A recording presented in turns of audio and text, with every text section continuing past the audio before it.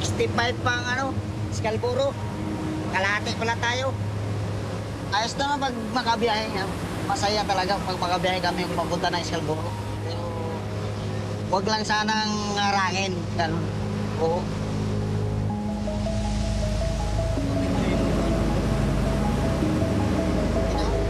Chaque fois qu'ils prennent le large, le capitaine Dodong et son équipage ne redoutent plus seulement les vagues et les tempêtes.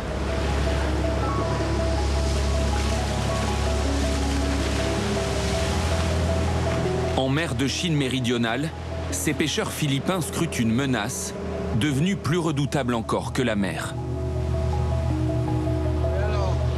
Ayun, sinusundan natin ng Chinese, Hindi tayo papasukin nila. Bago yung isang barko doon, sumunod na naman, nagsasalubong, Salubungin nila para harangin tayo nila na hindi tayo makapasok doon sa Scarborough Show. Kailangan pauwiin na yan. Delikado, kung pupunta pa tayo doon, delikado, bubuin tayo. Dans ces eaux que les lois internationales attribuent pourtant aux Philippines, la Chine dicte sa loi.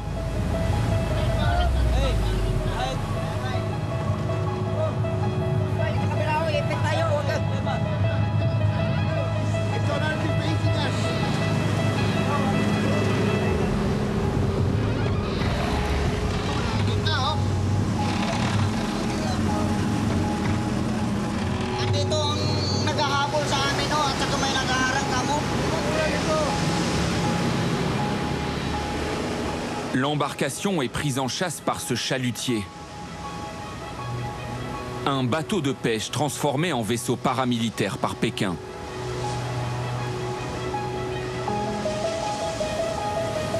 À l'horizon, les gardes-côtes surgissent et nous bloquent la route. Un bâtiment de guerre de la marine chinoise patrouille dans la zone. Au total, 3 navires nous encerclent. Alam ka sa palaran mo yung buhay natin? 70 lang. Sobra naman. Long. Wala na, hinahabol na tayo Hinahabol na tayo, Yun ang hinahabol dati, Talagang hindi na talaga makapunta doon na naramdaman ko talagang delikado na yung Scarborough dyan. Gwardyado na nila. Hindi lang yan mga barko na yan. Marami pa yan doon sa Scarborough.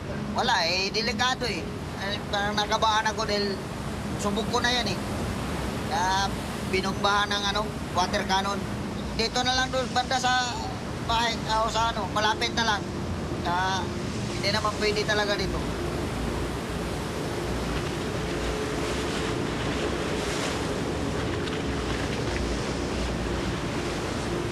Malakas sila sa katulad sa atin. Talagang wala tayong magagawa talaga. Marami sila yan Late lang yung Pilipinas.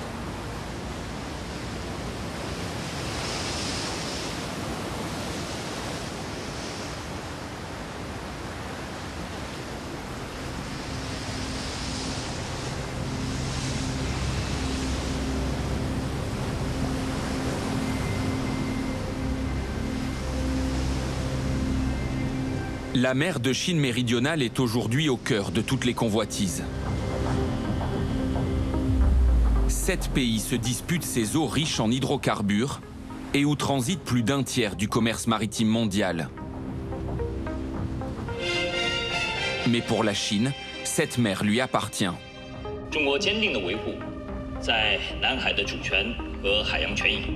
Au nom de droits prétendument historiques, Pékin revendique depuis 2009 la quasi-totalité de cette mer. Une zone délimitée par ses 10 traits.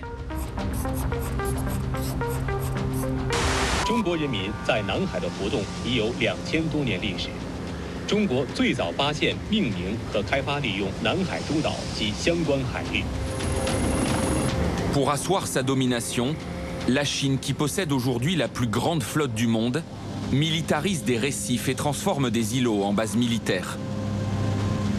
Our goal is to monitor the activities there, most especially the activities that China are doing there. We want them to know that this is a part of the Philippine territory.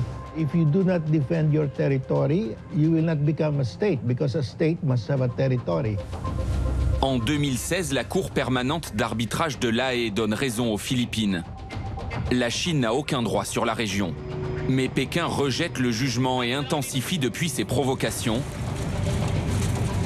Ses gardes-côtes harcèlent et agressent tous ceux qui s'aventurent dans la zone. I call them pirates because this is their actions in the South China Sea are exactly what pirates do. Collision, starboard side. Sir, malapit na sila, sir. Collision, sir. Starboard side, sir. Collision.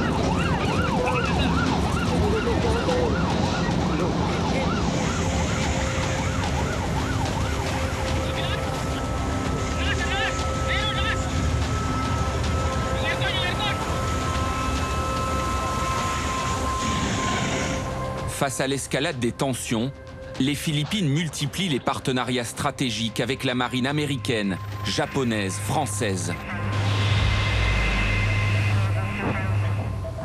Une bataille navale à laquelle assistent impuissants les pêcheurs philippins.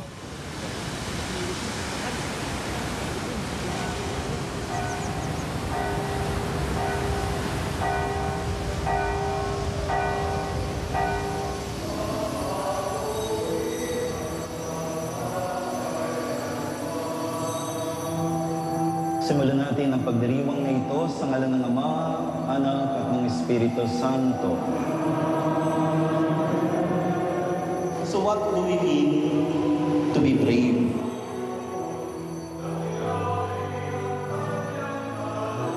A few days ago, may mga fisher folks na bumisita po. Ang layunin namin punta sa Scarborough Shoal.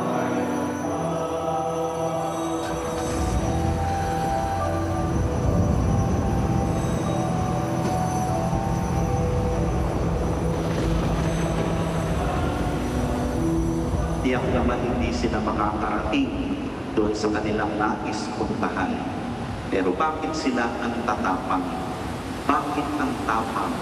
Sa kabila ng alam natin na hindi sila makakalapit.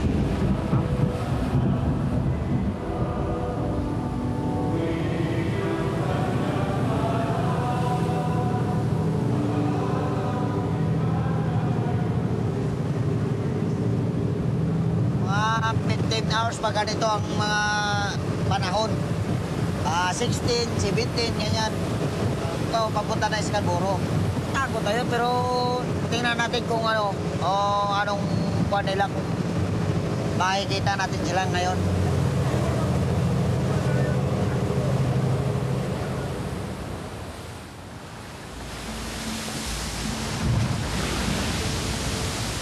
« 40 ans que le capitaine Dodong mène son navire et ses hommes au large des côtes philippines.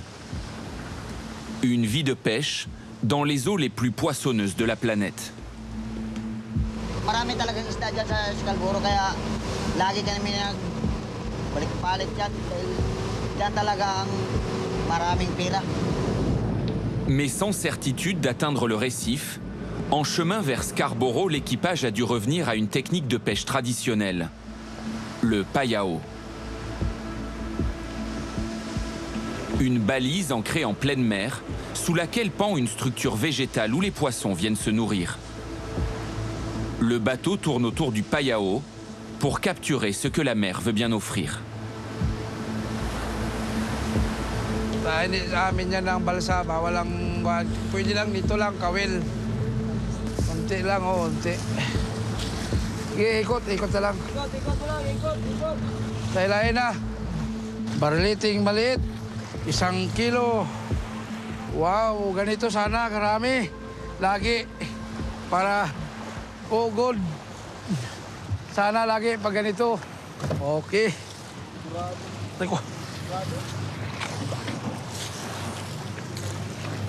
Yun talaga, ito ay bira lang ko. 2 piraso, 3 piraso. Scarborough, 1 banyera, mahuli ka agad. Ito, maliit. Hindi na mabinta. Pangbili ba na lang, pangbigay na lang sa mga kapitbahay. Merong lapu-lapu, maya-maya, Scarborough. Pag maraming ganyan, malalaki, mas maganda din. Mga maya-maya, malalaki. Pangigi. Small. Scarborough is big. Story said, the fish, ang isda akyat sa bangka kasi malakas yung ilaw. Light, malakas ang ilaw. Kaya flying fish. Go inside the boat.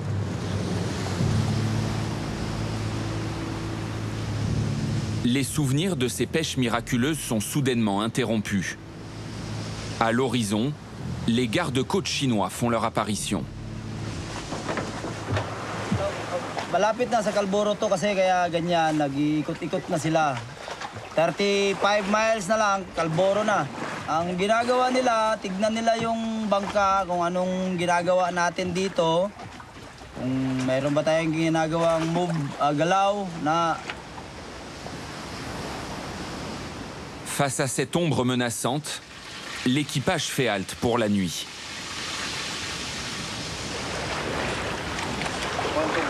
Ay! Wala, ikita ka? Sa tunggal diyo, ikaw. Kain kayo kay libre pa. Sa bahay nyo na, wala. Hindi na kayo makakan. Ang ganito. Tuwa na talaga ang Scarborough. Anong masasabi mo? Habang magawa ko, doon lang ako sa tabi, mag-tricycle. Yun na lang. Mayroon din hanap buhay ako sa tabi.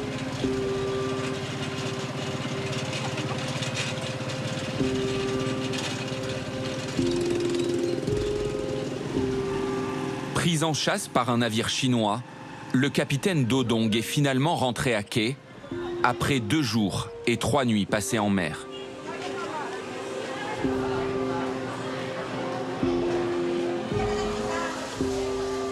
Yaw, wala kaming huli. Wala huli? Oo. Wala. Walang laman yung yung payaw.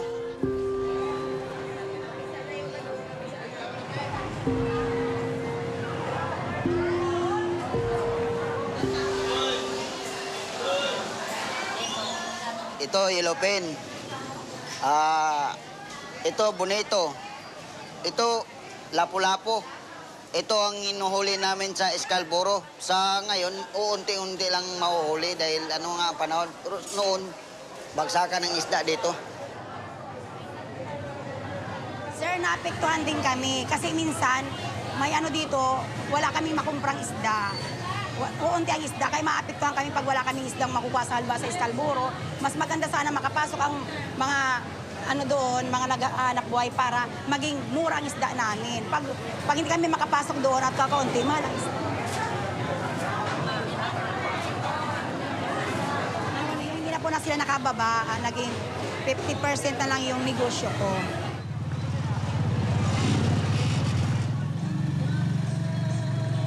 La mer de Chine méridionale fait vivre plus de 300 000 pêcheurs philippins et fournit à elle seule près d'un tiers de la production de poissons dans le pays. Mais depuis que la flotte de Pékin règne au large, les pêcheurs de la province de Zambales comme Dodong disent avoir perdu jusqu'à 75% de leurs revenus.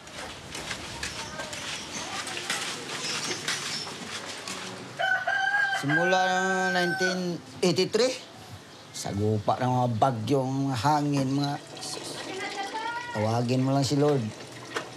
Iligtas ka niya. Talagang maswerte ako. Talagang nakapatayo ko ng ganitong bahay sa tulong ni Mrs. At saka ako rin nananagat. Gripo namin. Walang problema sa tubig. Bira lang ang makapatayo ng ganito. Bye. Mananagat ka lang. Ito yung sinigang na pork na Tagalog pa buto-buto. Itong paborito sa mga Pilipino. Lorsque la mer n'était pas disputée, Dodong pouvait gagner jusqu'à 150 € par semaine passée au large, un excellent salaire aux Philippines. Mais il y a 7 ans, l'arrivée des bateaux chinois dans le récif de Scarborough a transformé sa vie et celle de sa famille. Il vit désormais sans son épouse, avec sa fille et l'un de ses fils.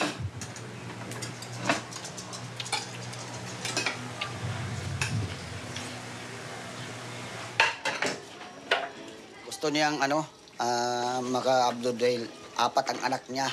Hindi ko kayang kayanin ng kung panagat lang.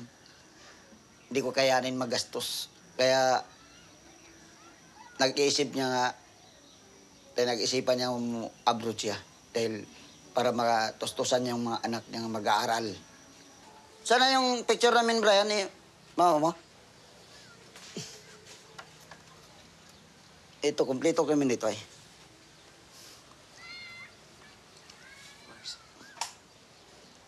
Ito misis ko.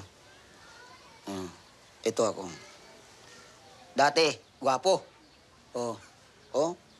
Ito mga anak ko. Yan, si Brian, BG, si Biberly, si Bernard. Domestical helper. Katas ng Hong Kong. Yan ang trabaho niya sa tagagala ng mga aso.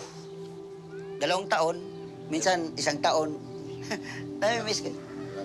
Lagi nami-miss. Pero lagi nga kami nag-uusap pag nandito ako.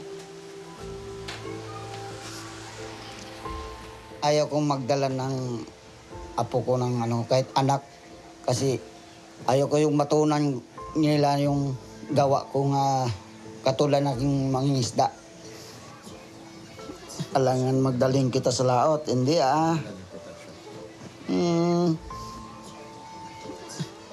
Hindi kita dalhin sa laot.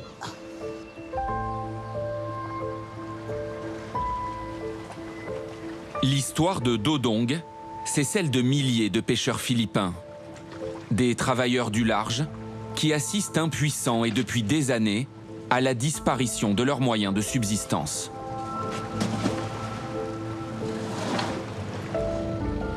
Alors, pour défendre leur droit à vivre de la mer, les Philippines ont porté plainte contre la Chine.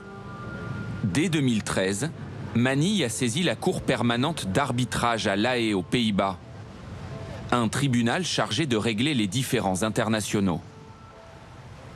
I am Antonio Carpio, a retired justice of the Philippine Supreme Court. My advocacy in the last 15 years has been to defend the West Philippine Sea from Chinese encroachment using the rule of law. Before the arbitration, China said they owned almost 90% of the South China Sea. We said, no, you don't own, because under UNCLOS, we have also our 200 nautical mile exclusive economic zone. But the world didn't know who was correct, because it was China's word against our word. So we used the rule of law. Instead of sending our Marines to Scarborough Shoal to retake Scarborough Shoal, we sent our lawyers to The Hague to invalidate the 10-dash line. Après 3 ans de procédure, la Cour a statué. La Chine viole la souveraineté territoriale des Philippines et ses revendications sur la région n'ont aucun fondement juridique. Mais Pékin rejette l'arbitrage de la Cour et continue aujourd'hui d'opérer dans la zone en toute impunité. It is not only a matter of fishing. We have to connect what's happening in the South China Sea with what's happening in other parts of the world, especially in Europe. Russia invaded Ukraine and annexed the territory of Ukraine against international law. China is doing the same in the South China Sea.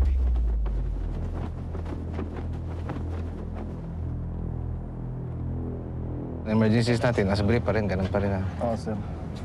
Hindi dito, hindi ba matay yung dito ba? Dito sa baba, tapos punta yun. Baba pa tayo, sir? Oo. Yung una na sinet, is check mo messenger.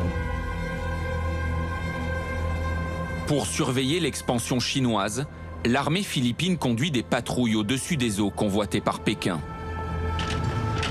Une mission à laquelle nous avons été exceptionnellement conviés. Please guide our aircraft, Lord God, and keep us away from any emergencies, Lord God. And we owe our lives to you, Lord God. And in this we pray in Jesus' name. Amen.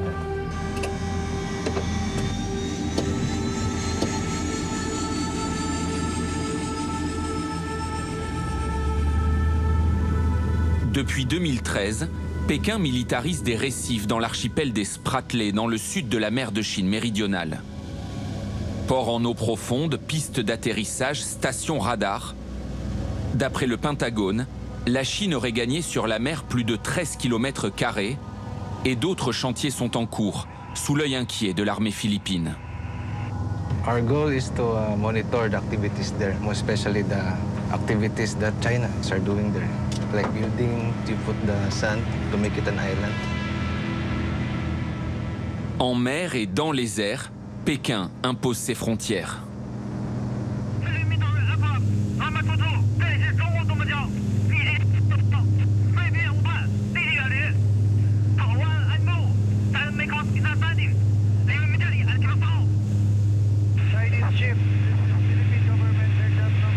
Conducting routine maritime patrol over Philippine exclusive economic zone. We're proceeding according to our plan route. Over. In my perspective, they want to take control over the West Philippine Sea because the West Philippine Sea is rich in natural resources that could support their economy in their country. And it is also a strategic point for the Asian trade and for the military bases. Pour prendre le contrôle de l'archipel des Spratly, Pékin lorgne désormais sur ce petit bout de terre. Un territoire minuscule de moins d'1 km². Pagasa, fragile sentinelle face aux ambitions chinoises.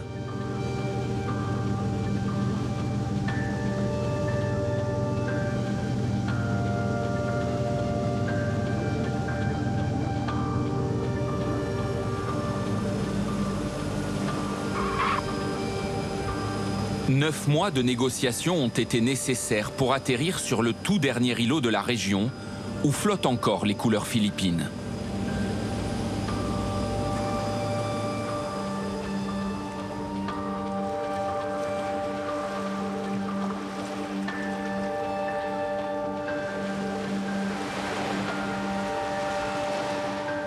À 900 km de Manille, Pagasa est l'île la plus éloignée du continent. Des militaires et des civils y sont établis depuis la fin des années 70.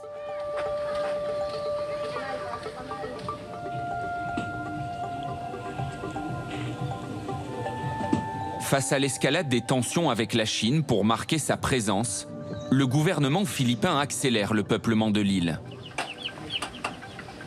400 personnes vivent désormais ici, des pêcheurs et des familles avec de jeunes enfants.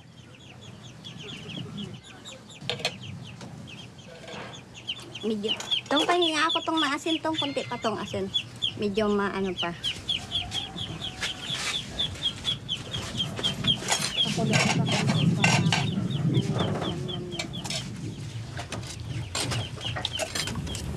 Gilenda Pacheco est la dernière à s'être installée sur Pagasa. Elle est arrivée ici 4 mois plus tôt avec ses 9 enfants et son mari. Anong ginawa niya doon daw sa anong pagtrabaho niya doon? Sa doon, ginatrabaho niya daw ginawa niya doon. Karpintero. Karpintero. Kaya ano pa yun, anong ginaayos niya doon? Ito na mga sirang building. Lubit na mga building na sira ang bagyong udit. Kain mo na kayo. Tabi dyan, Misa. Tabi dyan, dali. Pour inciter plus de familles à s'installer à Pagasa, le gouvernement propose aux nouveaux arrivants de nombreux avantages. Tous les 15 jours, 7 kilos de riz sont offerts aux couples avec enfants. L'eau n'est pas facturée. Les logements sont gratuits. Ako po nagdala sa kanila dito, sir. Dahil po dito yung trabaho ko, dinala ko na rin po sila dito para mag-aral. Mga anak ko. Saka parang sabi-sabi lang po nila yan sa baba na magulo. Pero pagdating dito, walang magulo.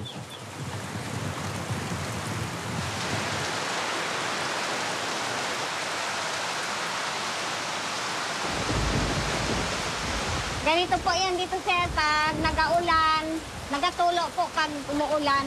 Dasal lang na huwag maghangin kasi pag naghangin, malakas yung hangin. Ito parang ililitarin ng hangin talaga kasi ano na nga to. Medyo sira na inayos lang para may tirahan lang kami.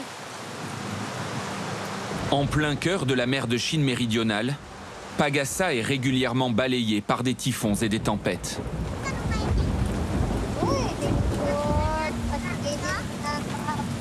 Ang ulan, ang tulog pala. Mas kinakatakutan ko po yung Chinese kaysa sa ganitong panahon.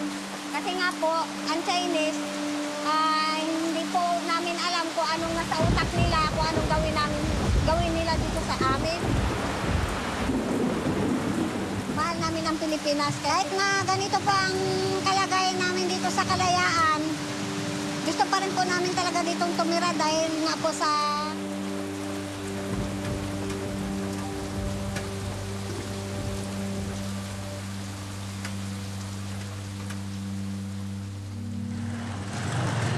Malgré la menace chinoise au large et les conditions de vie difficiles, les autorités locales font tout pour développer l'île. Un hôpital, de nouveaux logements et une seconde école sont en construction. La première accueille une centaine d'élèves, de la maternelle jusqu'au lycée.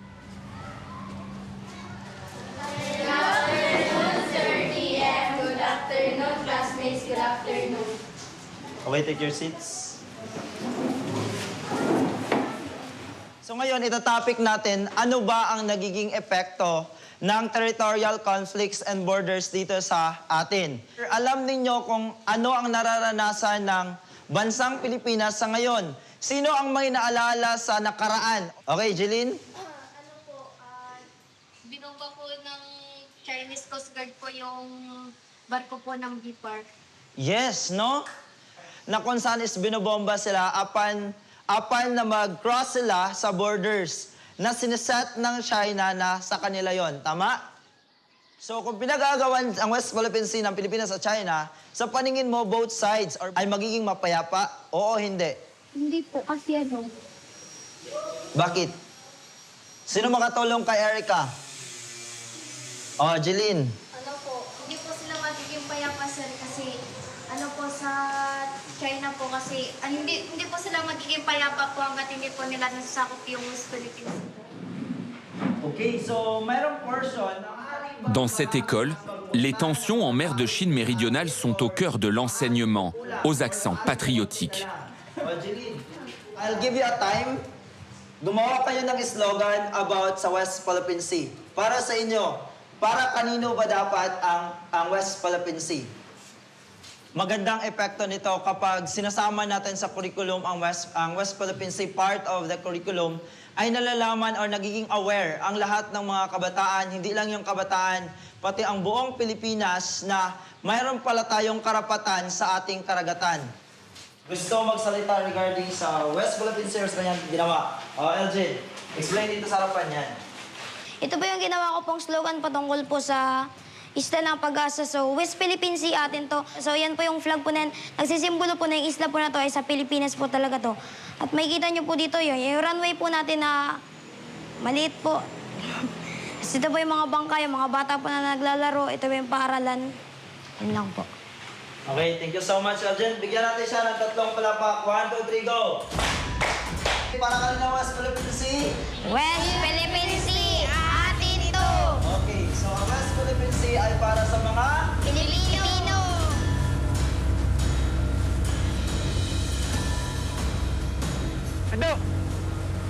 Pedro, sabihan mo doon, i-monitor to ano. Ito, nasa tapat natin. Ngunit ipa-challenge mo yan sa kanila yan. Mukhang yan yung yung CFMB, mukhang yan yung manggugulo sa atin. Pour veiller sur l'île et ses habitants, l'armée a dépêché sur place ses commandos marines. Des soldats d'élite qui patrouillent le long des côtes pour affirmer la souveraineté philippine sur ses eaux.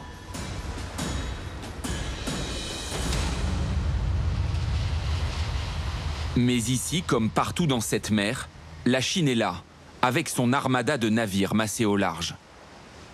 Despite us having small boats, we're doing the best that we can to enforce what the Philippines must do. Regardless what they may have, I know for a fact that these Filipino soldiers behind me will fight for what should be here in this area of the country. Après une première ronde, les gardes-côtes chinois décident de lancer à nos trousses cette vedette pneumatique. À quelques centaines de mètres à peine de Pagasa, Pékin marque son territoire. Re-entry.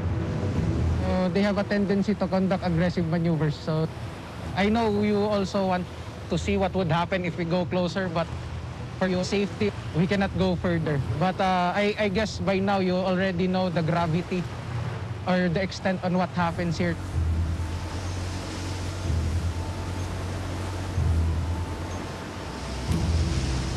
These are illegal, coercive, aggressive, and deceptive or destructive activities of China. Because of the several conflicts happening around the world, the Indo-Pacific might not be really within the radars of other countries. But what we want the other countries to realize is that this is a potential flashpoint that could, it could erupt anytime.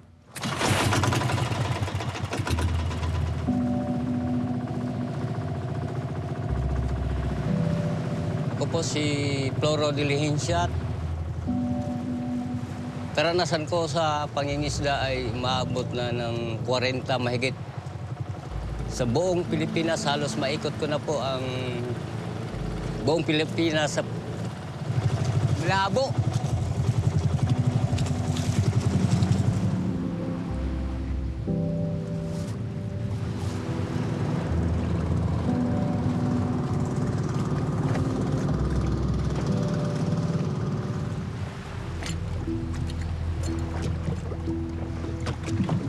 Maganda yung yung magaling na mandaragat.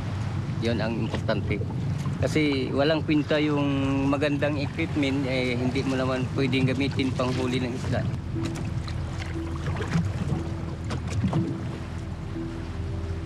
Floro Diligencia est un homme façonné par la mer.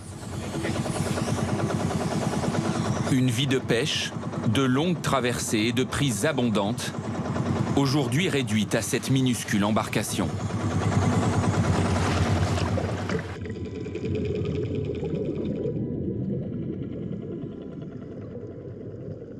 Ang ginagawa namin, yung compressor kasi yun yung parang pinakadugtong sa aming paghinga. Pagdating namin sa loob ng dagat, naghahanap kami ng magandang isda. Ginagawa namin ng paraan yung palikabukin yung dagat o kaya bato para yung isda lalapit. Saka namin harangan ng lampat. Sinasalok namin. Pagkasalok,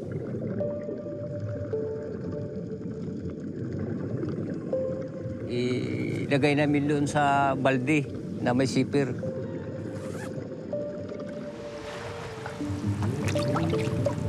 Depuis que les Chinois lui interdisent l'accès au récif de Scarborough, Floro Diligencia ne pêche plus que des poissons d'aquarium. Gandang huli. Makabili na ng bigas. Butterfly fish. Butterfly. Nito clown. Nemo.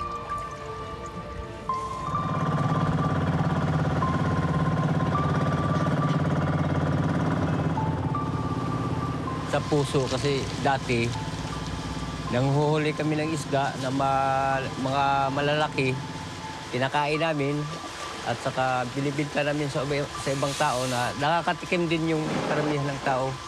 Nagtsatsaga na lang kami dito sa pang-aquarium para mabuhay. Number 1, China din, istorbo.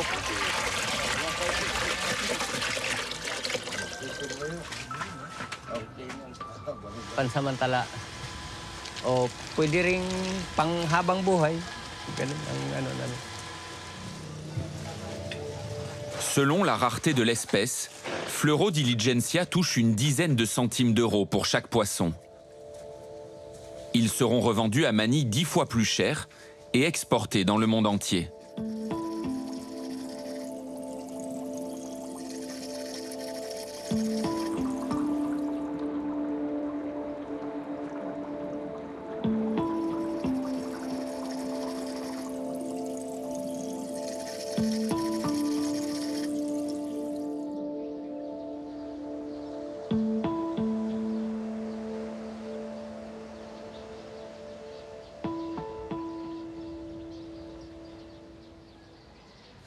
La pêche d'aquarium lui rapporte 30 € par mois, son seul revenu.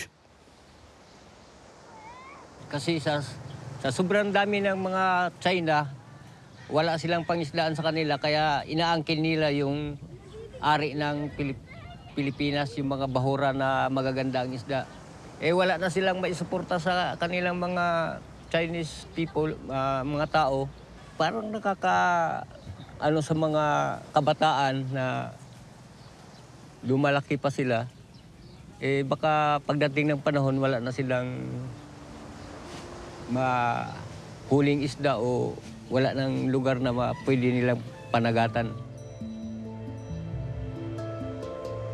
Pour les pêcheurs philippins, la mer n'est plus une promesse. Mais ces hommes du large veulent croire en ce vieux proverbe de l'archipel. Si grosses que soient les vagues, elles finissent toujours par passer.